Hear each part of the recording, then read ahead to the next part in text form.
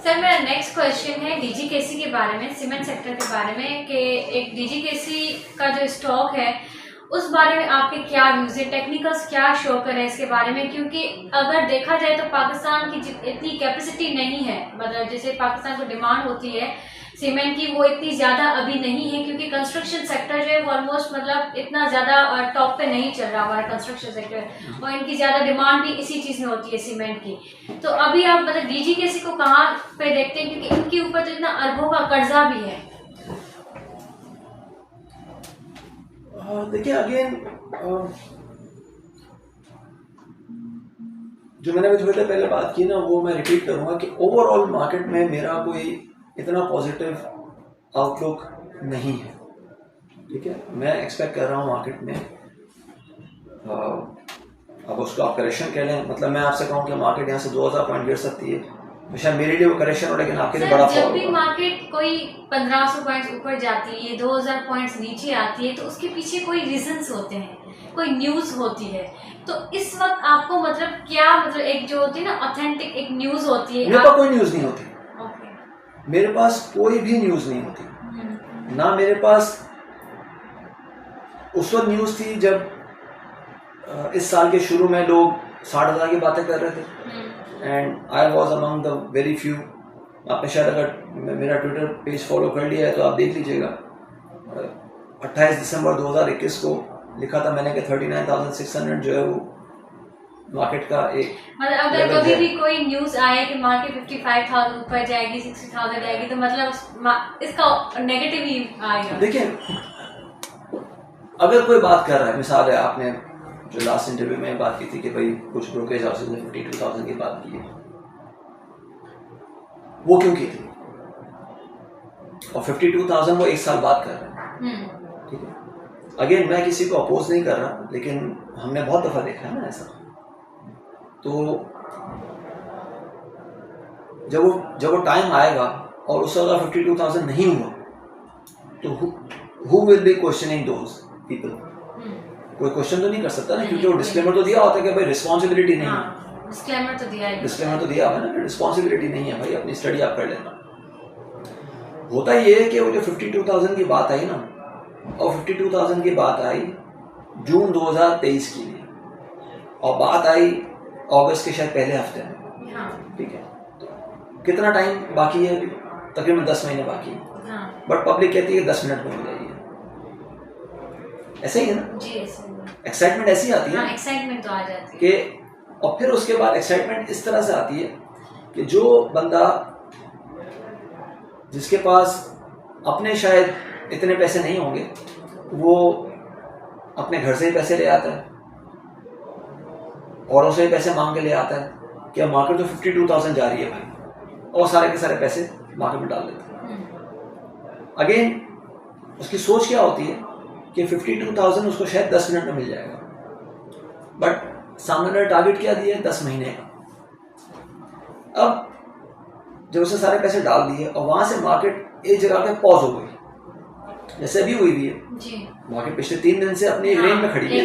Market 43,800 नीचे नहीं तोड़ती, 43,200 नीचे ऊपर, 43,800 ऊपर नहीं तोड़ती, 43,200 नीचे नहीं तोड़ती, ऐसी इस रेंज में खड़ी थी। अब अगर किसी ने एक हफ्ते पहले इस परसेप्शन में पैसे डाल दिया कि मुझे 52,000 का टारगेट मिला हुआ है, वो कहेगा कि मार्केट तो चल ही नहीं रही भाई, फिर वो आपसे पूछेगा मार्केट क्यों नहीं चल रही, आपके चैनल पे किसी ने कहा था कि 52,000 मिल जाएगा, ये तो रिपोर्ट्स हैं ऐसे ही ना। फिर वो लोगों से पूछता फिरेगा कि भाई क्या हो 52,000 क्यों नहीं हो रही मार्केट। अरे आप ये देखो 52,000 में बंदे ने टारगेट दिया कब का है, 10 महीने के बाद। 10 महीने के बाद, और 10 महीने में अगर ऑन एन एवरेज एक महीने में 20 वर्किंग डेज होते हैं तो इट टेक्स 200 वर्किंग डेज। आप चाहते हो कि 200 सेकंड्स में हो जाए, वो कैसे पॉसिबल है? ये तो फिर आप फूल्स पैराडाइज में रह रहे हो ना। और इस मार्केट में 99% बेचारे ऐसे लोग हैं, क्योंकि वो देखें माइंडसेट ये होता है कि कोई पॉजिटिव न्यूज आई उसके बाद मार्केट में तेजी हो जाएगी तो भी बाय करना। हमारे यहाँ पे बड़ा अनफॉर्चुनेट है कि हम हर चीज में ना इजी रिटर्न चाहते हैं। देखिए आप मुझे आप ये बताइए कि पिछले 4 महीने से 5 महीने से बहरिया टाउन की मार्केट उस तरह से नहीं चल रही, एक पॉज आएगा ना। उससे पहले कैसे चल रही थी कि एक फाइल 5-5 लोगों को ट्रांसफर हुई थी, ऐसे ही था। और पैसा एक्चुअली किसी ने नहीं डाला हुआ था, मतलब जो बेचारे प्ले करने वाले, जो फाइलों में खेलने वाले थे, उनका अपना पैसा तो नहीं डाला हुआ था ना। मतलब किसके पास इतनी इस वक्त ताकत है कि वो 25 या 30 लाख रुपए किसी एक प्रॉपर्टी में डाल के उस पर अर्न कर रहा हो। वो एक टोकन मनी देते थे और फाइल ट्रांसफर हो जाती थी, और उस पर वो अर्ली गेन बना के, चाहे वो 1 दिन में करें चाहे वो 1 हफ्ते में करें, एग्जिट ले लेते थे। अब उसमें पॉज आ गया, परेशान हो गए। ऐसे ही ना कितने, मुझे बताएं विद इन द सिटी, मुझे बताएं कि कितने ऐसे प्रोजेक्ट्स हैं जिसमें इस तरह के छक्के लग रहे हैं कि रोज आप फाइलें चेंज कर रहे हो। ये काम वहीं पे होता है जहाँ पे आप इजी मनी या शॉर्ट टर्म के लिए आ रहे होते हो, और इस मार्केट में भी इसी तरह से हो रहा होता है। तो अगर आपका माइंडसेट है ही ये कि मुझे इजी कम इजी को करना है, तो आपको फिर इस तरह की न्यूज़ मिलती रहेंगी कि मार्केट 52,000 जा रही है, आपको इस तरह की न्यूज़ मिलती रहेंगी कि रिफाइनरी पॉलिसी आ रही है, आपको इस तरह की न्यूज़ मिलती रहेंगी कि शटडाउन हो रहा है, और वो इन एंड आउट होता रहेगा। The story goes on. मेरा एक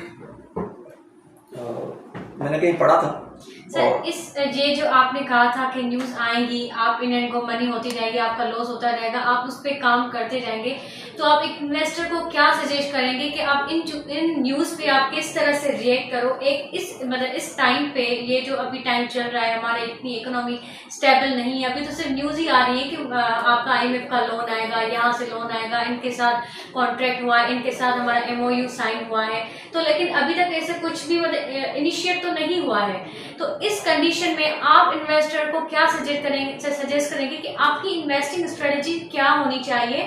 आपको इस न्यूज़ पे या कोई भी अगर न्यूज़ आ जाती है तो आपको उस पर कैसे रिएक्ट करना चाहिए?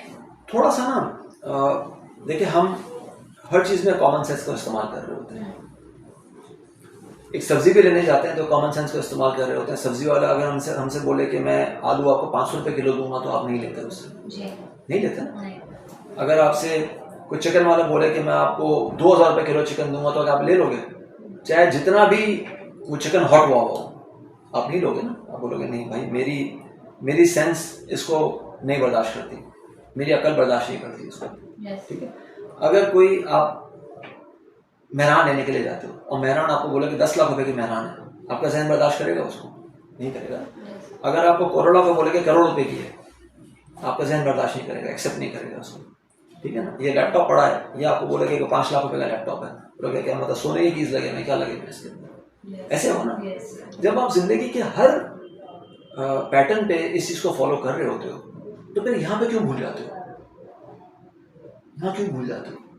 ये मेरा एक मैसेज है लोगों के लिए कि जब आपको कोई इस तरह की न्यूज़ मिले ना, तो आप ये देखो कि इस तरह की न्यूज़ पे हिस्टोरिकली मार्केट ने किस तरह से रिएक्ट किया, और उसका रिएक्शन कहीं बबल तो नहीं बना।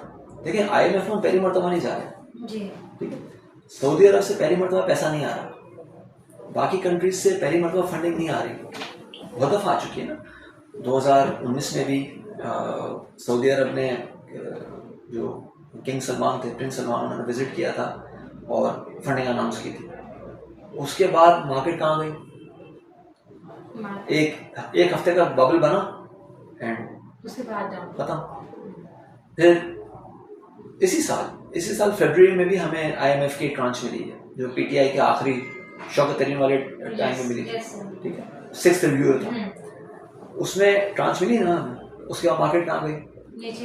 46,400 का शायद मार्केट ने हाई लगाया था, आज मार्केट 43,000 पे खड़ी हुई है।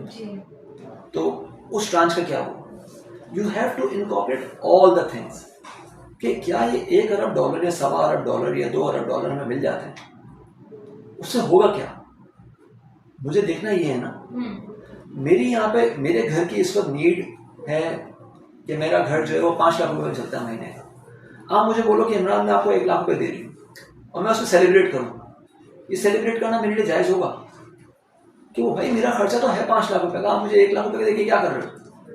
हाँ, 1 लाख रुपए शायद हो सकता है 1 हफ्ते के लिए मुझे को ब्रीदर दे दे, नथिंग एल्स। ऐसे ही है ना जी। अब आप ये देखो कि आपकी कंट्री चलाने के लिए आपको रोज के पैसे कितने चाहिए और आपको मिल कितने रहे जी। फिर अगेन मेरा किसी भी ना गवर्नमेंट से ना अपोजिशन से ना कोई दोस्ती है ना दुश्मनी, बट एक लॉजिक है, एक लॉजिकल बात कर रहा हूँ कि मैं यहाँ पे रॉ मटेरियल की इंपोर्ट बंद कर रहा हूँ। हमारी गवर्नमेंट ने रॉ मटेरियल की इंपोर्ट बंद की, वो इसलिए कि हम इंपोर्ट पे बैन लगा ताकि हमारा डॉलर का आउटफ्लो जो है वो रुक जाए। और साथ में उसी प्रेस कॉन्फ्रेंस में मिफ्ताह इस्माइल साहब ने कहा कि अगर कार मैन्युफैक्चरिंग रुक जाती है कुछ दिन तो रुक जाए, रेफ्रिजरेटर की इंडस्ट्री रुक जाती है तो रुक जाए। अब रेफ्रिजरेटर की इंडस्ट्री में पाकिस्तान में लिस्टेड कंपनीज कौन कौन सी हैं? पहले और वेव से, तो इफेक्टिव कौन हुए? ये दोनों कंपनीज। अगर वो कहते हैं कि भाई कार मैन्युफैक्चरिंग रुक जाए तो कार मैन्युफैक्चरिंग के हमारे पास कौन कौन सी लिस्टेड कंपनीज हैं? एच कार, इंडस मोटर, ये सारे हैं ना। जिस दिन ये प्रेस कॉन्फ्रेंस हुई थी और जिस दिन उन्होंने कहा था कि हम रॉ मटेरियल की इंपोर्ट बंद करें, जिस पे शायद बहुत सेलिब्रेशन हुई थी और शायद डॉलर भी हमारा पाक रुपये भी अप्रिशिएट होना शुरू हो गया था, उस दिन से आज तक आप PSMC की परफॉर्मेंस देख लें, आप एचकार की परफॉर्मेंस देख लें, आप इंडस मोटर की परफॉर्मेंस देख लें, आप वेव्स की परफॉर्मेंस देख लें, आप पेल की परफॉर्मेंस देख लें, क्या तो आपको नजर ये आता है कि मैंने स्क्रीन पे न्यूज देख के जो काम किया, मैंने उसको कॉमन सेंस तो मैंने लगाया ही नहीं उसके अंदर कहीं। मैं तो खाली ये देखा कि उस कंपनी का रिजल्ट क्या कह रहा है। मैं ये भूल गया कि वो रिजल्ट तो हो चुका ना। एक कंपनी अपना रिजल्ट, अभी जो कंपनी के रिजल्ट्स अनाउंस हो रहे हैं, अभी हम अगस्त में खड़े हैं, रिजल्ट्स कौन सी पीरियड के अनाउंस हो रहे हैं? जून के ना। हम कहाँ खड़े हैं अभी? अगस्त में। उस पीरियड के भी 2.5 महीने बाद के एंड पे खड़े हैं, अगस्त भी एंड होने वाला है ना। तो उस पीरियड के भी 2 महीने, अब उस 2 महीने में क्या डेवलपमेंट्स हुए हम भूल जाते हैं। हम ये देख रहे हैं कि इस कंपनी ने 2 महीने पहले ये फला रिजल्ट दिया था जी, ये फला इसका रिजल्ट आया था। 2 महीने पहले की परफॉर्मेंस ये थी और उस परफॉर्मेंस के बेस पे उन्होंने ये दे दिया, तो भाई वो 2 महीने में स्टॉक भी तो उस तरह मूव कर गया ना। Yes sir. अब आप इस पे मूव कर रहे हो कि वो 2 महीने पुरानी परफॉर्मेंस के थी। आप ये देखो आगे क्या है, हम ये भूल जाते हैं। वी ऑलवेज फॉरगेट कि the announcement is given is history. Yes sir. We have to look forward कि आगे क्या है। भाई एंग्रो फर्टिलाइजर ने डिविडेंड दिया, EPC ने डिविडेंड दिया, वो हिस्ट्री हो गई ना। yes. आगे क्या है? आगे नजर आ रहा है कि भाई सुपर टैक्स है, बहुत खतरनाक इसमें मूव आ सकती है और पूरी इंडस्ट्री को तबाह कर सकती है। सुपर टैक्स जिस सेक्टर पे लगेगा वो तबाह हो जाएगी, तो सर चाहे वन टाइम लगे। हाँ भले ही वन टाइम लगे, लेकिन प्रॉफिटेबिलिटी हिट हुई ना।